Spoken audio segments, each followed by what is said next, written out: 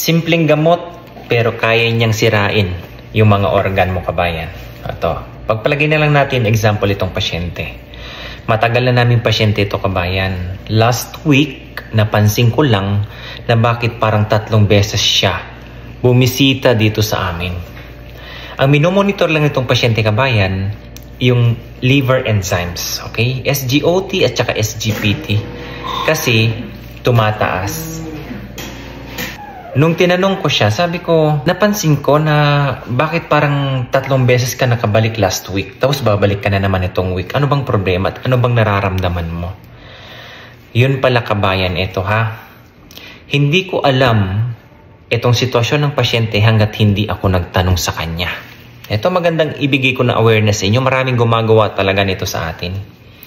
Sabi ko, itong SGPT, SGOT mo, bakit ganun? Simula lang nun, ang normal lang SGOT, okay, kung makita nyo dyan sa resulta nyo, sa amin hanggang 31. Yung SGPT hanggang 41. Itong pasyente, 55, tapos 62, mga ganyan. Okay, naglalaro lang dyan, 55, 62. Itong week, kabayan, nagulat ako, nag 2 folds na. 3 folds hanggang 4 folds na. Nag 100 plus, nag 100, 120 plus, and then 140 sa SGPT. Sabi ko, anong problema? Ayun pala, kabayan. Galing pala itong pasyente sa malaking ospital. Ngayon, ang sabi niya sa akin, Sir, bakit ganun? Umiinom lang ako ng gamot na to. Tapos sabi ng doktor sa akin, yun daw ang dahilan kung bakit nagkaroon ako ng tinatawag. Ang word niya kasi sa Arabic is fatha. Ang fatha, kabayan, ang ibig sabihin niyan, sa bituka, nagkaroon ng uka, nagkaroon ng ulcer. Okay? Kaya pala yung complete blood count ng pasyente, ang hemoglobin niya, bumababa ng bumababa. Tapos napapansin ko sa pasyente, parang pumapayat ng pumapayat. Sabi ko, ano bang pinag-iinom mo? Eto lang, kabayan ha. Shout out po kung ikaw ay umiinom. Okay, dito ang uso, kabayan, Panadol. Okay, laging masakit lang ang ngipin. Okay, Panadol. Kasi yan lang naman talaga ang pinaka-safe na ita-take. Ang hindi ko alam, kabayan, itong pasyente, sinasabayan niya pa ng ibang painkiller medicine. Kaya pala yung mga SGOT, SGPT niya tumataas. At eto pa, nagulat kami kahit yung doktor namin dito. Sabi niya, bakit ganun itong pasyente, Nard? Biglang tumaas yung creatinine niya. Ang kreya ng pasyente dati 0.9, 1.0, 0.8, mga ganyan. Kabayan, itong araw na to, alam mo kung ilan ang kreya niya? 2.9. Isipin mo yan, Ibig sabihin, tinuloy-tuloy niya pa rin yung pag-inom niya ng gamot. Mahirap talaga, kabayan. Okay, marami tayong mga kababayan dyan. Kasi, for example, dyan sa atin sa Pilipinas, ang pinaka-accessible na hindi kailangan na ng prescription na painkiller, Biogesic. Diba? Masakit ang ulo, Biogesic. Masakit ang, kung saan ang masakit dyan. Biogesic. Alam nyo ba, kabayan, itong pasyente na ito, parehas yan ng Panadol dito, okay, sa disyerto. Kung tinanong ko yung pasyente, ikaw, ano bang iniinom mo pa? Bakit ganyan yung kreasing? Ako, bilang isang concerned citizen lang din naman, kabayan, ano ba bang iniinom mong mga painkiller medicine? Pinakita niya sa akin. Sabi niya, ito yung binigay sa akin sa pharmacy. Hindi alam ng doktor namin dito, although pasyente niya to. Kasi si doktor sa medical, pinaulit sa akin yung test. Alam niyo kung bakit? Parang nag-doubt siya na bakit biglang taas ng kanyang creatinine. Ngayon, nung kinuusap ko yung pasyente at ako ang nag-release sa doktor, okay, kasi nagulat din ako, kabayan, parang hindi ako naniniwala na imposible na ganito yung creatinine mo. Ayun, nagkwento na yung pasyente. Ayun nga yung impormasyon na sinasabi ko ngayon.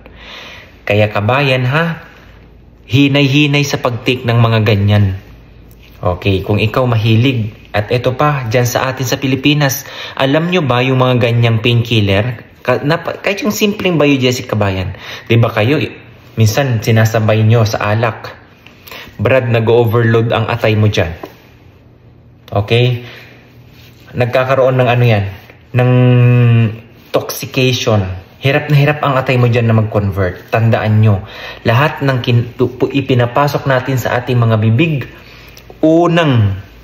nagmametabolize ng mga chemicals na nandyan, atay, kabayan.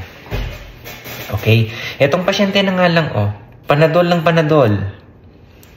May overdose din dyan, kabayan. Tapos sinasabayan niya pa ng ibang gamot. Malay ko ba kung meron pa siyang gamot na ibang iniinom except dyan sa dalawa na yan. Tingnan nyo, kabayan, ha. Malaki talaga ang epekto kapag nakadepende ang katawan nyo kung may masakit dyan sa mga painkiller. Pati yung pasyente, sabi niya, hindi, ganito lang yan. Ang sabi ng doktor lang, naapektuhan lang yung bituka ko. Nagkaroon lang ng malaking ulcer, kabayan. Uka. Pagka-take mo ng ganyan, siyempre naibsan yung pananakit ng nararamdaman mo kung anumang masakit dyan sa katawan mo. Nakakatulog ka. At iwasan yung mag-take ng mga ganyang gamot, kabayan, lalo na't pag walang laman ng tiyan nyo.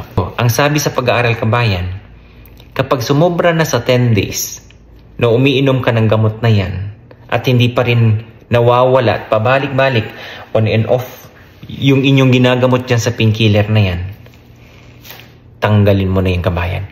Huwag ka nang uminom dyan. Kasi hindi mo na mamalayan, unti-unti mong sinisira ang atay mo at bato mo.